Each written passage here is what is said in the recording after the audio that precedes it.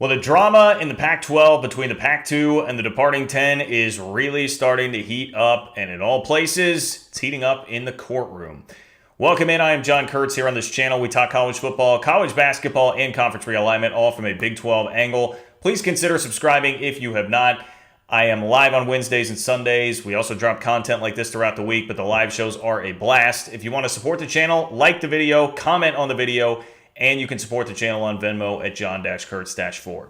We have been tracking what's going on in the aftermath of the Pac-12 with the Pac-2 fighting for their right to the money that's left in the conference and just the control over the conference against the outgoing 10 schools. And now the 10 have fired back after most of the offensive maneuvers have been on the other side. We've got a little punch back from the departing 10, and I'm not going to lie, it is pretty rich. It is pretty rich, you guys, what is said in a statement that came out today. But here's the article. I'm going to read to you a little bit from The Athletic, a little bit from John Wilner. First from The Athletic, it says the University of Washington on Thursday filed a motion opposing a request by Washington State and Oregon State last week to take control of the Pac-12 board. The motion filed in Whitman County Superior Court cites concerns that the two schools would control all conference revenue from 2023 to 24 for themselves. So this year, the concern for the 10 schools is that Washington State and Oregon State would take all of the money from this academic year. Washington filed a motion last month to join the case as a defendant alongside the Pac-12 and Commissioner George Kliavkoff. The 10 departing schools also released a joint statement on the situation. Quote, the attempt by Oregon State University and Washington State University to take sole control of the Pac-12 conference would undermine this season's Pac-12 competitions. Well, that's a hell of an allegation. And deprive the other 10 members of the funds that have been rightfully earned by all our universities. The statement from the 10 departing schools said, in part, granting OSU and WSU unilateral authority over hundreds of millions of dollars in 2023-24 revenue needed this year to run our athletics programs would harm our universities, including our ability to provide critical resources and opportunities for our student athletes. A lot of lawyery language there. That was a mouthful, the last part of that statement, but they're saying that granting Oregon State and Washington State this authority over the conference and authority over hundreds of millions of dollars would harm their ability to basically run their athletic department and hurt their student athletes. And to that, I would say, I'm sure that it would.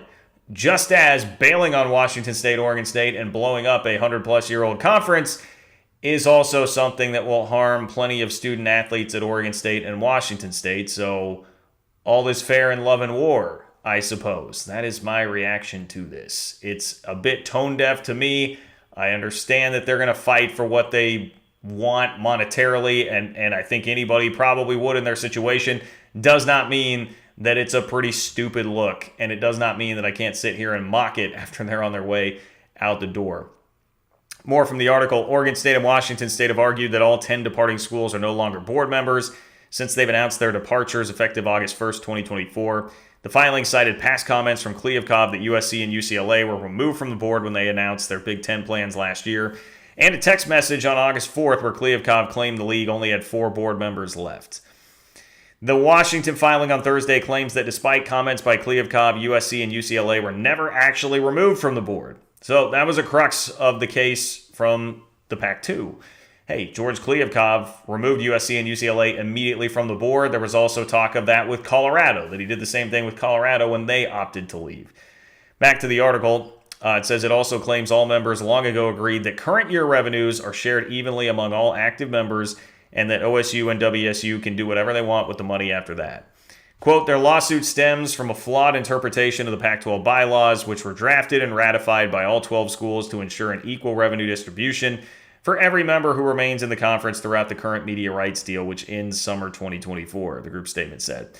All 10 member schools adhered to these bylaws, and we are resolute in protecting our rights to participate in the Pac-12 conference governance through the end of the season. We note that regardless of the outcome of their lawsuit, and even if they had not filed it, Oregon State and Washington State will still control roughly $200 million in conference revenue after our 10 schools depart the conference. While we recognize and respect Oregon State and Washington State's need to secure the best future for their institutions, we cannot let their legal campaign harm our efforts on behalf of our student athletes and university communities. Again, as I read any of this, I understand what they're saying. Hey, we're still in the league for this year. We should get that money for this year. But the stakes are pretty high for Oregon State and Washington State, and if this doesn't happen, it's not just about money. It's also just about control over the conference. If they were to give board seats to all of those 10 outgoing members, they could still finagle some of that future money that they're talking about that will go to Washington State and Oregon State.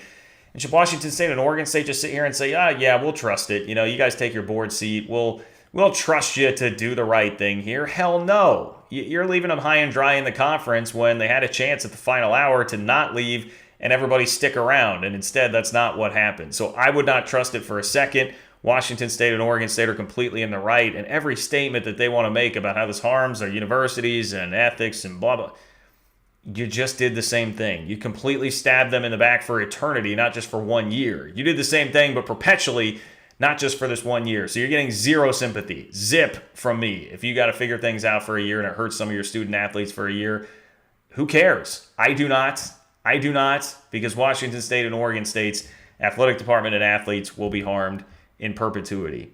Oregon State and Washington State previously went to court in September to stop the Pac-12 board from meeting, concerned that the group would vote to dissolve the league or take control of the money or assets. The court sided with Oregon State and Washington State. The Pac-12 can conduct normal business but cannot meet as a board without court approval.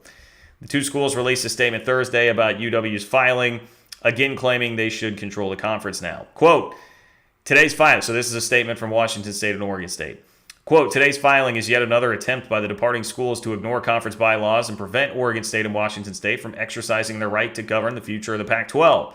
It is disappointing that the departing schools are directly revising or reversing, rather, their prior interpretation of the bylaws in an effort to take control of the league, a conference to which they no longer have any loyalty.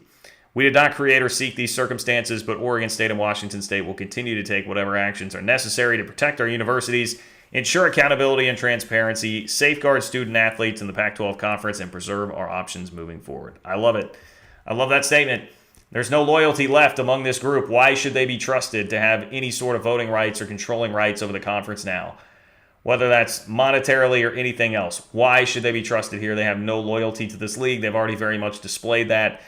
This could get pretty messy, I imagine. This seems like it is going to be a fairly messy battle. Just a little bit more here. This is from John Wilner now. He adds that the motion states that the Pac-12 expects, quote, more than $100 million in revenue in each of the 2 years after the 10 schools depart, meaning 25 and 26, so that's where that $200 million number comes from. It does not provide a breakdown of the revenue streams, but the Rose Bowl contract, college football playoff distributions, and NCAA tournament units are believed to be worth tens of millions per year.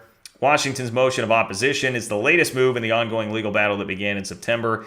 November 14th is the next big date. That's the hearing on the preliminary injunction. Additionally, the two sides have also entered mediation.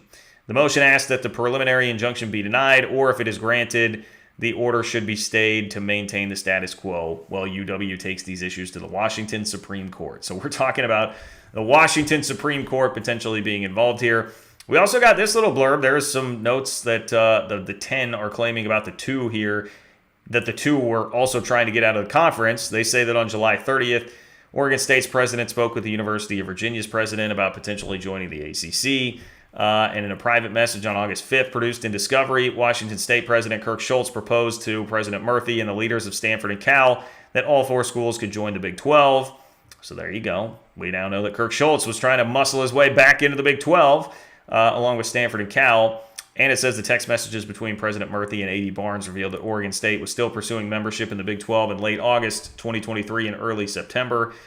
I mean, that does jive with some of what we were reading and seeing from folks who were really pushing that idea that they were still trying to get into the Big 12. It obviously did not work. But look, as a Big 12 fan, I understand the Big 12 played some role in all of this, but I wish nothing but the best to Oregon State and Washington State. I think they should get every single last penny. I do not care about the 10 departing schools. You made your choice. You left. You cannot be trusted to be on a board here. I'm no legal opinion or legal expert. I'm not a legal expert that should be entitled to a legal opinion, but that's my opinion. So fight the power, Oregon State and Wazoo. I am definitely standing with you guys.